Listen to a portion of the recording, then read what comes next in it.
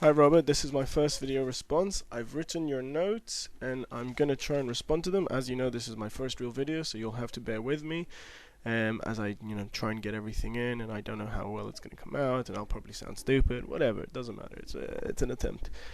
Okay, we start off at 3 minutes 50. You said I'm going over what you said. You said Defense Minister Halutz. Now, Dan Halutz is obviously the Chief of Staff. The Defense Minister is Amir Peretz. That doesn't matter. That's not a big deal. We won't make anything of it.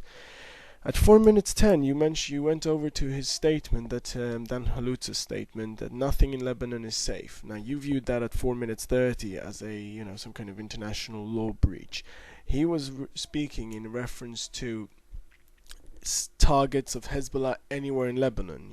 He mentioned in the same statement, speech, whatever, about neighborhoods of Dahia and Beirut, where Hezbollah leaders have offices and live and run affairs. So he was speaking in reference to targets of Hezbollah anywhere. He was not saying civilians. You turned it into civilians.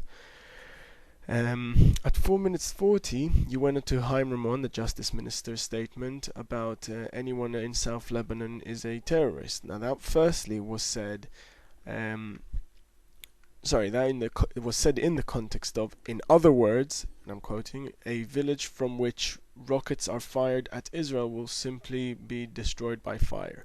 Now, okay, that was a poor choice of words, but he was talking in reference to the attacks by Hezbollah and the fact that Israel had already warned civilians to leave the area. He's furthermore since been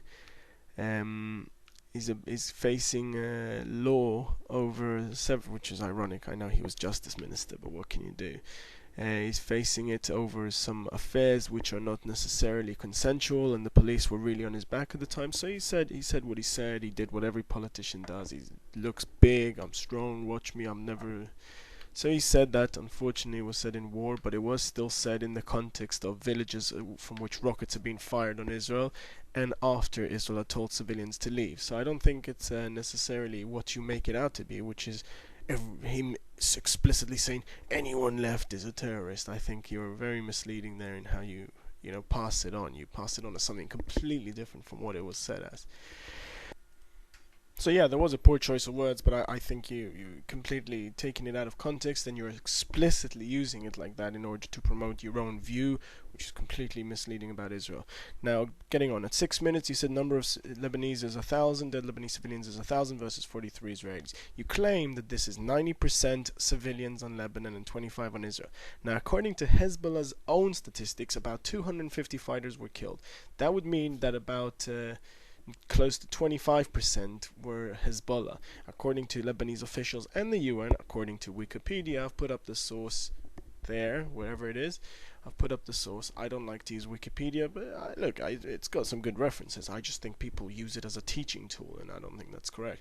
Anyway, so according to Wikipedia, UN and Lebanese sources said closer to 500. Israel said 600. Some Arabic media said 700, as much as 700. Those statistics would be 33-40% of the dead. Now that's a much higher figure of Hezbollah dead, and remember, Hezbollah hide in the cities, so for Israel to get such high results is actually quite a success rather than a failure. I don't think, you got some estimates of 10%. I don't know where the hell you got that from. I can't find any trace of 10% only, where Hezbollah and 90% civilians. Your claim to me seems out of nowhere. I mean, at 6 minutes 20, you deduce that Israel is 25 times the terrorist state on the number of dead. Now, look, firstly, that's ridiculous. You don't deduce how much someone is a terrorist by the number of killed. You deduce them by their methods, by their ideology, by their theory, and by how much they purposely try and kill civilians. And how much they, hide behind civilians as well. That's not a terrorist hiding behind civilians, but that is, I would say, somewhat of a indication overall on if you add it on as a big package, not as an individual. You're individualizing these things, and you're magically making things out of thin air. I mean, so 25 times the terrorist state. I mean, according to, if according to the Ministry of Foreign Affairs, something like 4,200 Israelis were injured. That's roughly the same number as Lebanese. I mean, some of the Israeli injured also include shell shock from Katyushas landing nearby, and give them shock out of as a result. So the number of injured is actually not too dissimilar from what I found, at least, of the number of injured. It's much closer to the number of injured of the Lebanese. So what we actually have here is a possibility that Israelis died much less because of the reality that they had much better protection. I mean, they had bunkers, they had a lot of Israelis fled to the south. That does not mean that Hezbollah did not seriously attack Israel and seriously attempt to inflict as many casualties as possible. I mean, the number of dead is not the only measurement to how big an attack there was. We had 3,970 rockets land on Israel, more than 1,000 in the Kiryat Shmona area, 808 rockets land near Nahariya, 471 near Safed, 176 in Carmiel, 106 in Akko, 93 in Haifa vicinity, and 81 near Tiberias.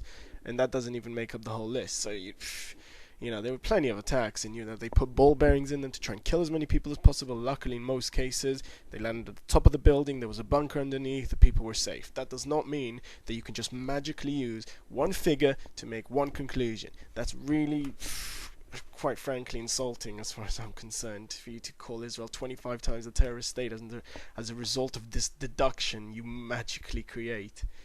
So, you conclude at 7 minutes that Hezbollah therefore has a much nicer record. I mean, that doesn't even factor in the fact that Hezbollah's entire reason to exist is to attack Israel.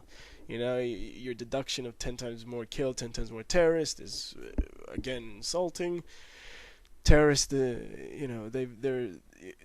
don't even dream of a peace treaty. They don't want a peace treaty. They want to do things through violence, only through violence, achievement through violence, through the gun, through even their flag has a gun on it. For Christ's sake, you're giving me lectures based on purely statistics. Self-defense is not about. It's about defending yourself, and if that does involve you screwing up, so some soldiers maybe not following their orders correctly, all kinds of things, that does not make you a terrorist. That's still self-defense. If you're willing to give up things for peace, if you believe in peace, if you want peace, that does not make you a terrorist. If you're following for peace and you're trying for peace and you end up in a war, that is not a terrorist thing to do. The terrorists are terrorists, and I can go on for about 2 hours in the definition of that, but I think it's pretty clear that you just simply ignore all the factors. I think you've said once, Hamas can write as many charters as they want. They can write as many charters as they want, and they follow these charters. You just ignore clear evidence and clear hatred, which builds up this case. So, I think that's a moronic comparison, to be quite frank with you. I don't want to be insulting, but it's just, it's insulting what you're saying about my country, so whatever. At 7 minutes 20, you can target civilians as reprisal. Also mention that Hezbollah only targets civilians after Israeli. No mention of Hezbollah cowering behind civilians. You justify this at 8 minutes 43 and 9 minutes 30 by mention of the Human Rights Watch, and you say they found not a single case of evidence of civilians being used as human shields. Okay, well, let's review that. Are these terrorists, civilians, or human shields? You tell me what they are. Here's a picture from a rocket launched from a city. That's a good open location. I mean, Human Rights Watch seem to ignore whatever the hell they want to ignore. They just want to throw evidence out there out of thin air and talk, witnesses said this, witnesses said that. It's ridiculous. I mean, and you're making a case out of it. It's ridiculous. You ignore the United Nations statements. You ignore other people's statements. You ignore photographic evidence that questions all these things. They seem to ignore them as well. It's just ridiculous, the case you make. You make a ridiculous case that's obviously, you found 3 or 4 things that seem to fit your view, and you put it on there as fact. Truth is not based on a few facts. Truth is based on what actually happened. What you are displaying is usage of fact for manipulating a purpose. You're manipulating a story to fit your view, and that's not discussion. It's not truth. I'm not saying I have absolute truth. I wouldn't never be that arrogant. But the point is, you obviously think you do, and it's ridiculous. So that's that. This wasn't a great response. Obviously, it's my first attempt. I can't pretend that it was great.